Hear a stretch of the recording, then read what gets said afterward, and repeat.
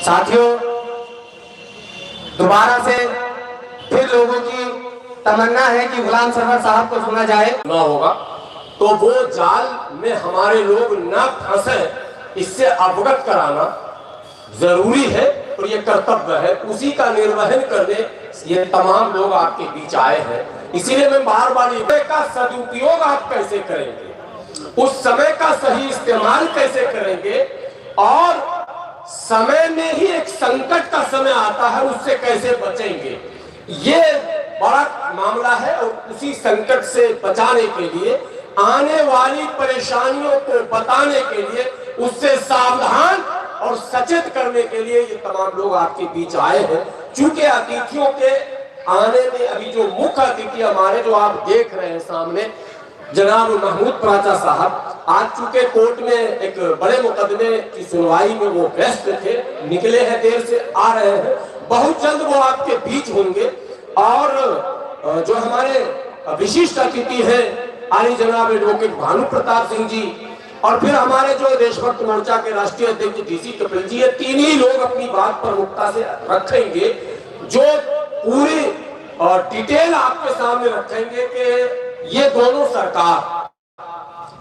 सरकार जो है, जो नारे और विज्ञापन वाली सरकार जो है, ये सरकार आपके लिए कितना मुफीद है, फायदेमंद है, ये नुकसानदेह है, ये समझना होगा। और उदाहरण के साथ, तथ्यों के साथ, आरटीआई के साथ, वो तमाम सरकारी दस्तावेज के साथ जिसमें कहीं इफ बट की गुंजाइश नहीं होनी चाहिए। और मैंने कहा है, मैंने अपील की है राष्ट्रीय अध्यक्ष हमारे मार्गदर्शक आली जनाब इंजीनियर डीसी कपिल साहब से कि एक पर्चा छपवाइए, और वो गाना जो नहीं है, ये खबर छपवा दो अखबार में, तो मैंने कहा एक पर्चा छपवाइए और उसमें ऊपर में लिख दीजिए कि अगर गलत हो तो जला डालो, अगर गलत हो तो जला दो, और सही हो तो बुला लो। अब गलत और सही परखने के लिए पर्चा आपको दिया जाएगा, बहुत जल्द वो हैंडबिल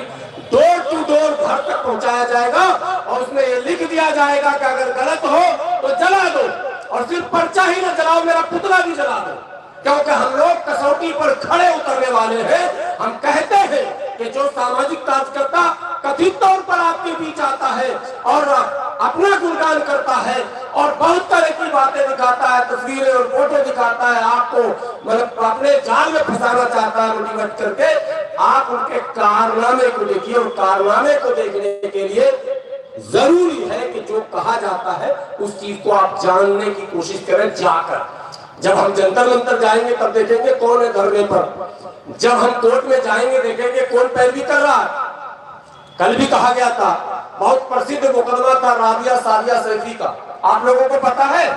दिल्ली में एक घटना घटी थी राबिया सादिया सैफी का, रोने गाने का सिलसिला चला, घर वाले रो रहे हैं, गा रहे हैं, मोहल्ले के लोग नजरें झुकाए हैं, नेताओं के आने का सिलसिला चल रहा है। और ये वो नेता जो कहते हैं खुदा करे कि हसीनों के बाप मर जाए, आप बुरा नहीं मानेंगे, ये वही नेता है।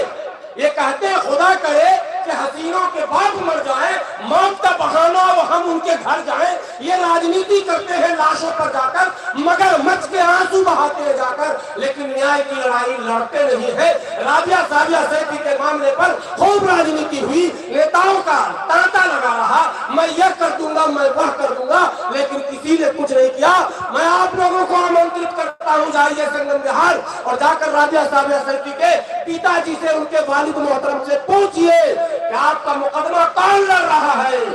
नाम आ जाएगा एडवोकेट महमूद प्राचा साहब, लड़ते हैं तब बता रहे हैं आपको। मैं कहता हूं वहां जाकर पूछिए, आपको आर्थिक मदद किसने दिलाई, आपके लीगल फाइट्स कौन कर रहा है, पुलिस को कटघरे में कौन खड़ा कर रहा है, प्रशासन पर सवालिया निशान कौन लगा रहा है, प्रशासन को बैकफुट पर कौन ला रहा है, ये समझना होगा आपको। चाय की दुकान पर, पान की दुकान पर, चौक पर, चौपाल पर बैठकर सिर्फ हम खैनी और बीड़ी और चाय के साथ गुफ्तगू कर लेंगे, कॉलम पूरा नहीं हो सकता है। समाज की एक बहुत बड़ी जिम्मेदारी होती है, और इस जिम्मेदारी को समझने के लिए आपको ये समझना होगा कि हमारा असली रहनुमा, असली रहबर जो बाय हक दिल से हमारी बात कर रहा है,